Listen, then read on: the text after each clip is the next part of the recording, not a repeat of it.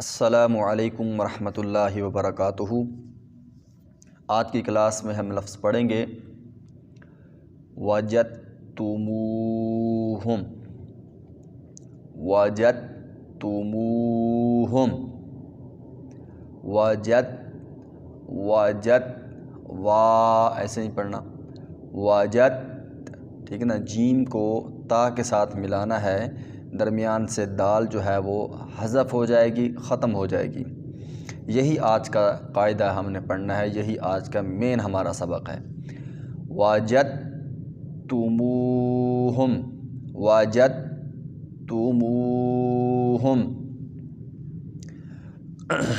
وجد، ویسے ہم نے پڑھا ہوا تھا جب دال، یہ ان حروف میں سے ہے جن پر قلقلہ کیا جاتا ہے، اور قلقلہ کا مطلب ہوتا ہے آواز ڈبل آواز میں پڑھنا۔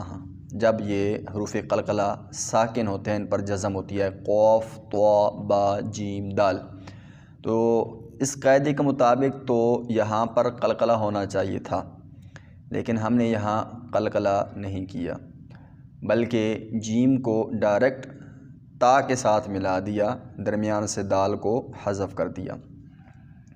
کیوں کیا؟ یہی قاعدہ ہے۔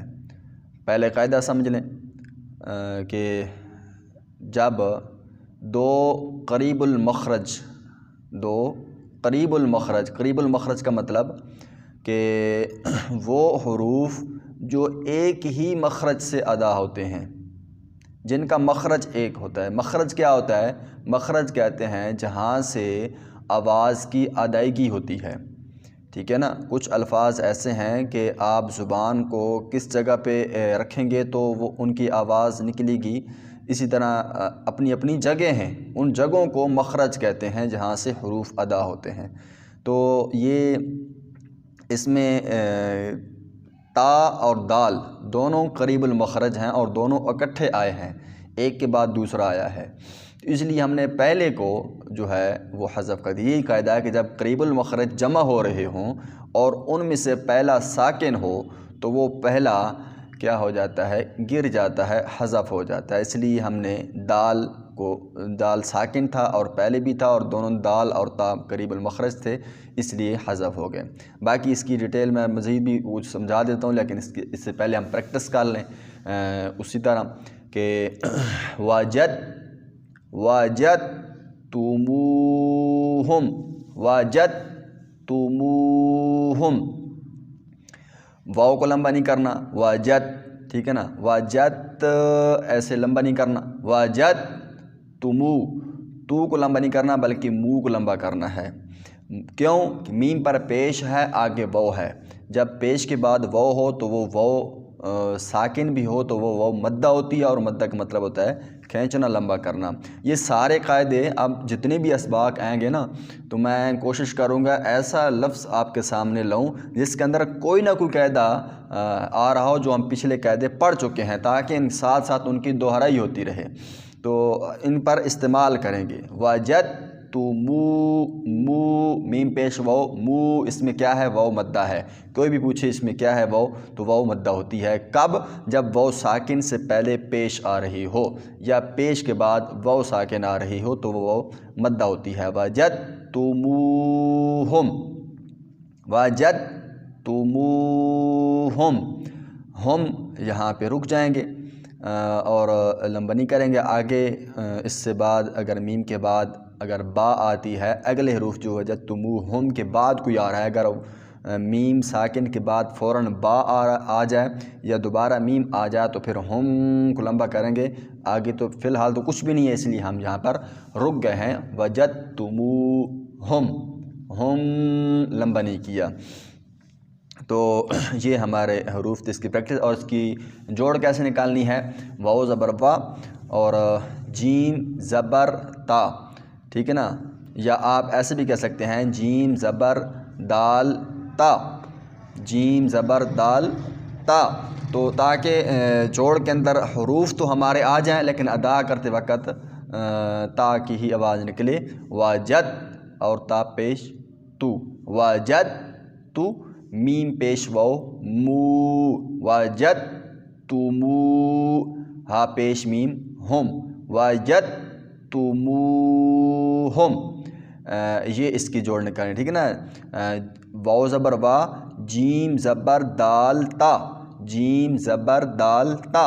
جب اسی طرح ملنے والے حروف اکٹھے آ رہے ہوں تو پہلے سب کے نام لے لے کے پھر اینڈ والے پر جہاں پہ ہم نے رکنا ہوتا ہے اس کے اوپر کوئی اور بھی حرکت ہوتی ہے تو وہاں پر جا کے رک جاتے ہیں. اس لیے جیم زبر آگے دال اور تا، کیونکہ دونوں کے ساتھ ملانا تھا، پہلے کا ذکر کیا پھر دوسرے کا کیا پھر دوسرے پہ رکنا تھا، اس لیے ہم نے تا پر اپنے آپ کو روک لیا اور تا پیش تو الگ پھر کہا. جیم زبر دال تا جت واجد، تا پیش تو، میم پیش وو مو وجدتمو، ہا پیش میم ہم وجدتموہم. وجد، یہ جد نہیں پڑھنا، ٹھیک ہے نا. جیم زبر دال جد نہیں پڑھنا بلکہ جیم زبر تا جد پڑھنا ہے، تا کی آواز نکلے، دال کی آواز بالکل ہی نہ نکلے. وجدتموہم وجدتموہم، یہ اس کی پریکٹس ہو گئی. اور ان پر حرکات کیا ہیں وہ آپ نے جوڑ کے اندر سمجھ لی.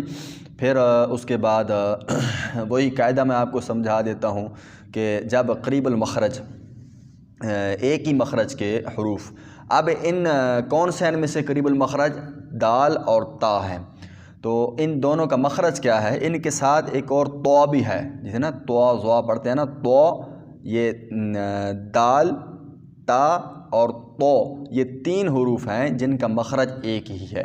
کیا مخرج ہے؟ زبان کی نوک، زبان کی نوک کیا ہوتی ہے؟ یہ جو زبان کی نوک ہماری بنتی ہے شروع والی، اس کو کہتے ہیں زبان کی نوک. جب یہ نوک ہماری لگے، یہ جو دو بڑے دانت ہیں نا اندر کی جانب سے، ان کی جو جڑ ہے، مسوڑے ہیں ہمارے، ان کو جا کے لگے. یہ زبان کی نوک سامنے کے دو جو دانت ہیں ان کو ثنایا علیا کہتے ہیں، اوپر والے دو بڑے سامنے والے دانت، تو ان کی جڑ کے ساتھ جب زبان ٹچ ہوگی تو یہاں وہاں سے یہ تینوں حروف جو ہیں ادا ہوں گے. دال تا تو، یہ منہ گول ہوگا، یہ تو بھی منہ گول ہوگا، اور تا اور دال پہ منہ کو چوڑا کریں گے، گول نہیں کریں گے. تو یہ ظاہری کیفیت ہے، لیکن جب تک زبان کو دانتوں کی جڑ کے ساتھ نہیں لگائیں گے، منہ گول کر لیں تب بھی ان کی آواز نکلے گی، منہ چوڑا کر لیں تب بھی آواز نہیں نکلے گی. آواز تب نکلے گی جب زبان کی نوک کو ہم اوپر کے دو بڑے جو دانت ہیں ان کے ساتھ لگائیں گے. تو یہ آج کا ہمارا قاعدہ تھا. کل بھی اسی کی ایک کوئی مثال ہم ذکر کریں گے. اور اس کے بعد ایک اہم قاعدہ ہے کہ بسا اوقات صاد جو ہے اس کی آواز سین کے اندر کنورٹ ہوتی ہے، تبدیل ہو جاتی ہے. تو اس کا کیا معاملہ ہے، اس کی کیا وجہ ہے، تو وہ انشاءاللہ ہم کیا کریں گے، آئندہ اسباق کے اندر ان کا بھی ذکر کریں گے. یہ وہ قواعد ہیں شاید آپ کو کسی نے نہ بتلایا، کوئی بھی آپ کو نہیں بتلائے گا. اور ہاں ایک اور چیز ہے کہ ہم نے یہ بھی پڑھا ہوا ہے کہ جب ساکن، جزم اور شد دونوں جمع ہو رہی ہوں تو اس میں ہم نے نون ساکن والے قواعد کے اندر پڑھا تھا کہ جب نون ساکن کے بعد حروف یرملون میں سے کوئی حرف ہو نا، نون ساکن ہو اس کے بعد حروف یرملون ہو اور حروف یرملون پر شد ہو تو نون ساکن گر جاتا. پہلے سنا تھا ہم نے کہ نون ساکن صرف گرتا ہے، تو آج کے سبق میں ہم نے نون کے علاوہ دال کو بھی گرا دیا. اگر یہ دال کی جگہ تا ہوتی تو ہم تا کو بھی گرا دیتے، اگر یہ دال کی جگہ پہلے تا ہوتی، دال بعد میں ہوتی تو یہ تا گر جاتی. اس سب لفظ میں دال پہلے ہے، تا بعد میں، اس لیے ہم نے دال کو گرا دیا ہے. اگر یہ دال یا تا کی جگہ تو آ جاتی تو پھر بھی ایک نے گر جانا تھا. تو یہ اس سبق کو سمجھے. اللہ تعالی ان کو سمجھ کی توفیق عطا فرمائے. السلام علیکم ورحمۃ اللہ وبرکاتہ.